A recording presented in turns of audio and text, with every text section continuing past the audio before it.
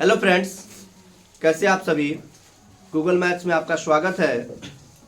अभी हम लोग नए वीडियो की शुरुआत कर रहे हैं जिसमें हम लोग क्लास 10th का चैप्टर नंबर 6 का 11 नंबर क्वेश्चन से करेंगे। इसमें 3 क्वेश्चन होगा, मतलब एक एक क्वेश्चन का एक वीडियो होता है। आप 3 मिनट 2 मिनट में एक क्वेश्चन समझ सकते हैं। इस प्रकार से अगर आप 1 घंटा वीडियो देखते हैं तो एक प्रश्नावली आपका क्लियर हो जाएगा। लेकिन आप पढ़ते कहाँ हैं? केवल घुमाई तो नहीं पढ़िएगा तो कुछ नहीं होगा। आइए देखते हैं। कह रहा है कि आकृति 6.40 में ए बी बराबर ए सी। तो आपको क्या करना है मेरे दोस्त, यहां से लेकर के और यहां तक सिद्ध करने वाला में दिया है में लिख देना है। किसमें लिख देना है? दिया है। ये देख सकते हैं, जितना टिक लगाए हैं वो दिया है में लिख देना है। सिद्ध करना है। क्या सिद्ध करना है?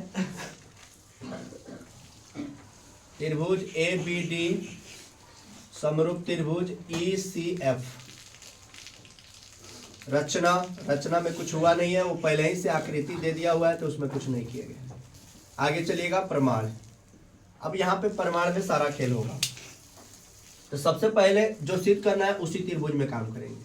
त्रिभुज ए बी डी तथा त्रिभुज ई सी एफ में, ए बी डी तथा ई सी एफ में। अब ढूंढिए तो ए बी डी कहाँ है?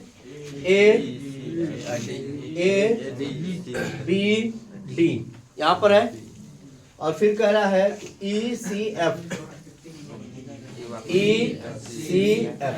आप ए बी डी यहाँ पर देखिए, दिख रहा है?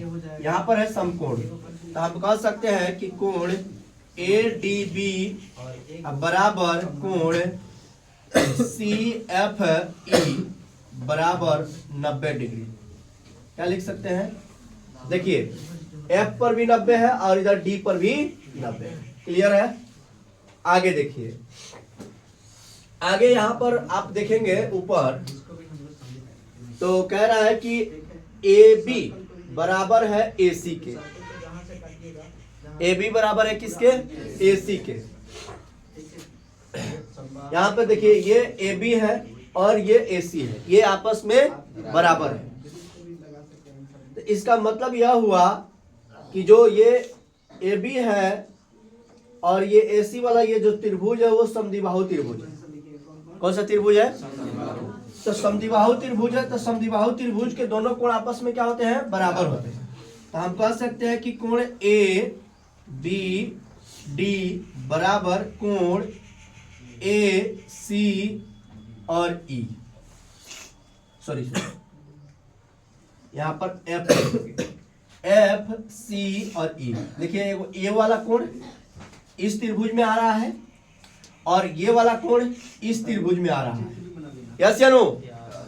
ये आपस में क्या है? इक्वल।